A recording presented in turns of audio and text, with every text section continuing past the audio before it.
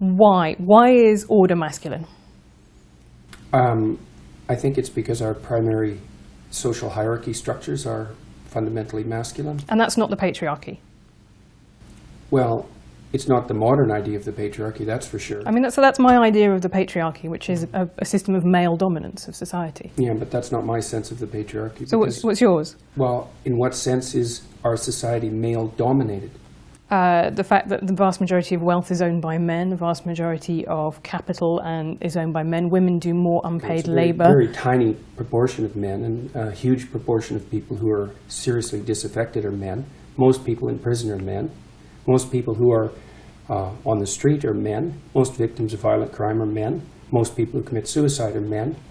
Most people who die in wars are men. People who do worse in school are men.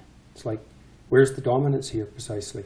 What you're doing is you're taking a tiny substrata of hyper-successful men and using that to represent the entire structure of Western society. There's nothing about that that's vaguely appropriate. But I could say equally well that most rape victims are women. You know, terrible things happen to people of both sexes. And you could say that with perfect utility, but that doesn't provide any evidence for the existence of a male-dominated patriarchy. Well, it just means that terrible things happen to both genders, which they certainly do. But there are almost no women who rape men, for example. So that is an asymmetry there in sexual violence. Well, yes, there's an asymmetry in all sorts of places, but that doesn't mean that Western culture is a male-dominated patriarchy. The fact that there are asymmetries has nothing to do with your basic argument. No, but you might This is a trope that people just accept. Western society is a male-dominated patriarchy. It's like, no, it's not. That's not true. And even if it has a patriarchal structure to some degree, the fundamental basis of that structure is not power, it's competence. That's why our society works. It's only when a structure degenerates into tyranny that the fundamental relationships between people become dependent on power. It's not power. If you hire a plumber who's likely to be male, it's not because there's roving bands of tyrannical plumbers forcing you to make that choice. And it's the case with almost every interaction that you have at the face of our culture. You're dealing with people who are offering a service of one form or another, who are usually part of the broad middle class, and what you're looking for is the person who can offer the best service, and you can find it. It's not a consequence of being dominated by anything that's tyrannical. And then again, our culture, our Western culture, which is by no means perfect, and certainly has tyrannical elements, like all cultures do, is the least tyrannical society that's ever been produced, and certainly the least tyrannical society that exists now. So, this whole patriarchy thing, I think you have no idea how pernicious and dangerous it is. Well, no, I don't. I really don't. Go on. Throughout history have fundamentally cooperated to push back against the absolute catastrophe of existence. A terrible death rate, the probability of chronic starvation, early death, disease, the difficulty of raising children, with all the death that was associated with that. And to look backwards in time and say, well, basically what happened was men took the upper hand and persecuted women in this tyrannical patriarchy is an absolutely dreadful misreading of history. It's a terrible thing to teach young women, and it's a horrible thing to inflict upon men. I mean, I absolutely disagree with you. I think that's like saying slavery in the US was actually, most people cooperated. Well, no, you didn't. You had a system where one set of people owned another set of people. And until women got full legal rights, they could own property for themselves, they could work. Essentially, they were owned. They were first owned by their fathers and then by their husbands. Status to the domination by men. You already said that you thought that what emancipated women primarily in the 20th century was technological revolution. No, not primarily, but that's one of two. I think that's two things. It's not primarily, eh? No, you don't think the pill was a primary force in the emancipation of women? I think or the invention of tampons, let's say, or the provision of proper sanitary facilities, toilets, and that sort of thing. You're thinking instead it was the action of courageous feminists in the 1920s that produced a social revolution that overthrew the patriarchy. That's your theory. Yeah, I think that's a foolish theory. Well, I'm very sorry to hear you say that, but I think, to quote you in the Cathy Newman interview, I think it's a multivariate, right? I think there are lots of different things that all contributed to women gaining full rights. Well, then let's not be assuming that Western society was a tyrannical patriarchy. Well, no, that's one of them, and then other things happened as well. So you have the pill, you have the dishwasher and white goods, labour-saving devices in the home. I think all of those were really important. But you also have things like campaigns for the vote. Yes, you also have things like that, yes. So how, when in a system that existed in England until 1918, when why would you even want to look at history like that?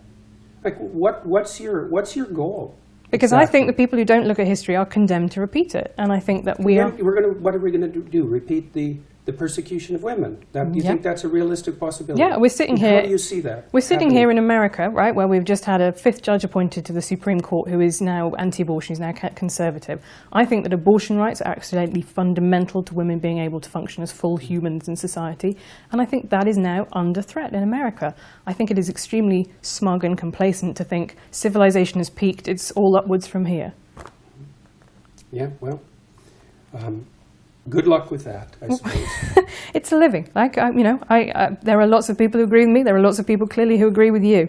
There are just a lot of people, I would say, who are coming to listen to what I say because they're sick and tired of having their desire to move forward in the world and to achieve something and to take their place as adult males, let's say, who are under the weight of accusations that their ambition and forthrightness is a manifestation of something that's fundamentally tyrannical. They're not happy with that. It's not doing anyone any good, and it's also not true. It's really a terrible thing to do to young men, and it's happening all the time. That's why they're bailing out of universities like mad. There won't be a man left in the social sciences in 10 years in the universities, and it's no bloody wonder. It's an unhospitable place, and it's unhospitable precisely because of this doctrine. Said that throughout history, the fundamental relationship between men and women was one of power, essentially slavery. It's like, fine, believe it if you want. It's not going to do your relationships any good, I can tell you that. So. Okay, well, we'll see how that one goes. What we're really talking about is some irritatingly postmodern professors and some students with blue hair and funny ideas about gender in a handful of courses around America and Western Europe. If that's what we were talking about, no one would have paid attention to me for more than about 15 minutes. So you might see this as some surface manifestation that's irrelevant, but that isn't how most people view it. So these aren't trivial issues by any stretch of the imagination. It's not just some kids having a decent time while they're being creatively rebellious at university. It's a much deeper problem than that. The doctrines that I'm opposed to are predicated on the best way to view history is as the domination of a tyrannical male patriarchy, and that's true also particularly of the West, which is a doctrine I find absolutely unpalatable and historically absurd, biologically ridiculous, and ungrateful, among other things. Who's ungrateful, sorry, in that? Who is being ungrateful? Look at what you have. Right. You live in the best society that's ever been created. You know, I was reading about some Indonesians. Do you mean me as a woman or me as a 21st century person in the world? I mean us, yeah. I mean, I'm incredibly grateful for what I have, but to me the project of politics is... construction of a tyrannical patriarchy. You're grateful for the productions of a tyrannical patriarchy. How does that make sense? Because I think life is good. I think it could be better. That's what being fine. A progressive means. That's a perfectly means. reasonable proposition. But that isn't commensurate with your claim that you're the beneficiary of a tyrannical patriarchy. Why not? How can it be good if it's the consequence of a tyrannical patriarchy? Tyranny isn't good, is it? I mean, that's the definition of tyranny. Something that isn't good, and yet it's produced all these things that you're grateful for. Like, doesn't that contradiction bother you? Where did what was good come from? I think I'm benefiting actually from a lot of things that I don't support, that are unearned privileges in my life. I think that's absolutely true. Like your job? Like I have a very good job. I had a loving family. Well, I don't think that's going to do the world any good, is it? That's a hell of a fine rationalization for your privileged position. Oh, well, fair enough. But if you could trade it off with someone who's less privileged. I could. That'd be a start. I could do that, but I don't want to, and I won't, and I don't think I should be expected to. Why not? Is it okay for you to occupy a position of privilege in the patriarchal tyranny? And if it is it because you're female, or is it just because it's convenient? Most human hierarchies, as I already pointed out, are hierarchies of competence, not power. Okay, so that's why we don't live in a patriarchal tyranny. And so if you want to be a successful man, then you should be competent. And that will move you up the hierarchy. And that will make you attractive, and for good reason. The point that I was making with lobsters, I just said what it was. That hierarchies have been around for a very long time. But who genuinely, really, today is arguing, apart from maybe 3 mad Marxist academics? Like, you're not talking about the same people that I know, right. That's for sure. Everything's a social construction for the social constructionists, including hierarchies. And the postmodernists and the neo-Marxists are radical social constructionists because they wouldn't believe that human beings are infinitely malleable and that we can be recreated in whatever image the ideologues might want to recreate us in if they didn't think that. And it's much more prevalent than you're admitting. Social constructionists don't like evolutionary psychologists, and they don't like biology. And I really don't understand why, except that it interferes with this idea that human beings are infinitely malleable and stops them from being able to blame hierarchy on the West. Look, no reasonable biologists dispute the fact that most organisms organize themselves into hierarchies, and that the fundamental biological mechanism for the regulation of hierarchy is the serotonin system. That's not disputable. Now, you can find animal organizational structures that vary from that, what would you call it, fundamental pattern.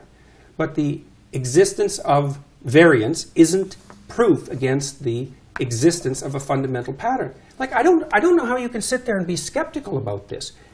If you know the literature on hierarchical structure, you understand that across the entire animal kingdom, animals tend to organize themselves into hierarchies.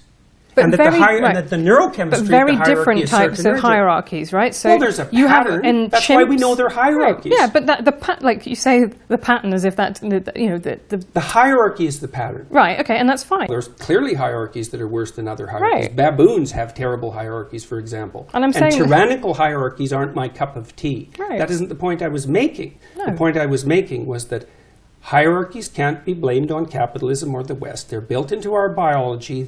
The neurochemistry is so old that we share it with crustaceans, so that's 1/3 of a billion years, which is the proof that hierarchies aren't a recent construct. If proof like that needs to be provided, and that the best way for people to adopt a strategy that will move them up the hierarchy, which is a desirable thing in most regards, is to face the suffering of the world forthrightly. That's what that chapter is about. And the people who've been criticizing it read it as if it's a defense of the Western patriarchy. Right, so you talk then about we shouldn't socialize little boys like little girls, but actually, I have lots of stereotypes. I'm interested in politics, which is overwhelmingly male-dominated. You have lots of classically feminine interests. Why, what is the problem here with people having personalities that are a mixture? There's no problem with that at all. The problem is when it's dictated by fiat. Well, I mean, who's fiat? How about the education system? The idea that there's something intrinsically wrong with competition. It's a very foolish idea, especially if you want to motivate relatively aggressive boys, because they're competitive. Well, competition, that's not good. Someone has to lose. It's like, well, you're not going to get very far looking at the world that way, I'm afraid. Maybe you want to generate a plethora of games so that everybody has a shot at winning. That's a good idea, but you certainly don't want to devalue the notion of winning.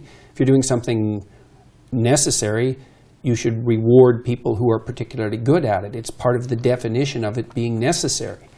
So, and you don't want to control aggression any more than you want to control sex. You want to integrate it. And if it's integrated, that's the integration of the shadow from the Jungian perspective, and something I talk a lot about in my lectures. It's like you need to have the capacity for danger. You need to be dangerous. But you need to learn how to not use it except when it's necessary. And that is not the same as being harmless. Harmless, that's a terrible virtue. It's like a rabbit. There's nothing virtuous about harmlessness. It just means you're ineffectual. Yeah, I think I would agree. Well, I think there are some people who through their harmlessness become iconic and they become symbols. I think the Gandhi and the principle of non-violence. He's not harmless. He just transcended his deep violence. That is a completely different thing. Okay. Without that capacity, there would have been no way he would have had the strength of character that he had. He was an integrated person, not a harmless person. But I see that there's two different realms, right? There's a realm of values and a realm of facts. And in the realm of facts, science reigns supreme.